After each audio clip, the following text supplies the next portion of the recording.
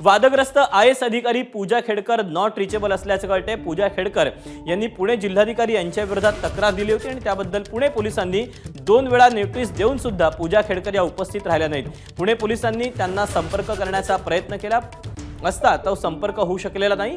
दिल्लीत गुन्हा दाखल झाल्याने अटकेच्या भीतीने पूजा खेडकर या नॉट रिचेबल असल्याची सध्या चर्चा आहे। अपडेट जाणून घ्यात मिकी घई आपल्या सोबत आहे।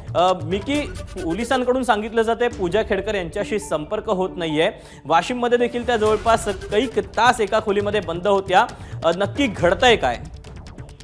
दीपक, जर आपण बघितलं तर अतिशय महत्त्वाची बातमी आहे। वादग्रस्त IAS अधिकारी जर आपण बघितलं तर पूजा खेडकर हे सध्या नॉट रिचेबल आहेत। पुणे पोलिसांनी 1 वेळा नाही तर 2 वेळा हे समज बजावून झालेला आहे। सातत्याने त्यांना त्यांच्या व्हॉट्सअपवर फोनवर संपर्क साधला जात आहे, मात्र ते मेसेज सुद्धा बघत नाहीयेत किंबहुना त्यांना मेसेज डिलिव्हर सुद्धा होत नाहीत, अशी सध्या परिस्थिती आहे। त्यामुळं पोलिसांकडे त्यांनी येऊन जे जिल्हाधिकारी आहेत पुण्याचे त्यांच्या विरोधात जी त्यांनी तक्रार दिलेली होती त्यासाठी त्यांचा जबाब नोंदवणं हे महत्त्वाचं होतं। मात्र स्वतः पूजा खेडकर आता उपस्थित राहत नाही, त्यामुळे पूजा खेडकर हे नक्की कुठं आहेत असा प्रश्न या ठिकाणी सगळ्यांना पडलेला आहे आणि का ते समोर येत नाही। जर त्यांनी थेट पुण्याच्या जिल्हाधिकाऱ्यांवर काही गंभीर आरोप केलेले आहेत तर येऊन ते स्वतः इथं जबाब का नोंदवत नाही, तर दुसरीकडे दिल्लीमध्ये त्यांच्या विरोधात आता गुन्हा दाखल झालेला आहे। अर्थातच दिल्लीला तर जर ते गेले तर तिथं त्यांना पोलीस ताब्यात घेतील, त्यांचं तिथं चौकशी होणार आहे।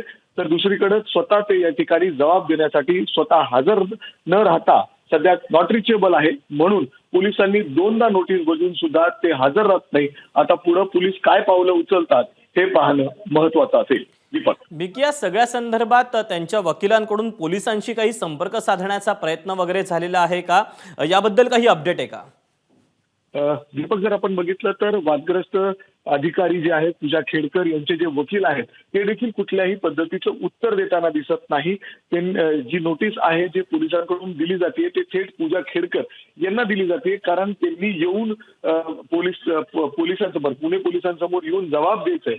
ज्यांनी पूजा खेडकरांनी ज्यांच्यावर आरोप केलेले होते, अर्थातच पुण्याचे जे जिल्हाधिकारी आहेत सुहास दिवसे यांच्या विरोधात ती तक्रार होती। अर्थात आता वकील पर्यंत पोहोचायचा प्रयत्न अर्थात पोलिसांचा आहे, मात्र स्वतः जोपर्यंत पूजा खेडकर हजर यांच्याशी संपर्क होत नाही तोपर्यंत काय नेमकं पुढे होतंय हे पाहणं तितकंच महत्त्वाचं असणार आहे। मिकी, धन्यवाद दिलेल्या सविस्तर माहितीबद्दल।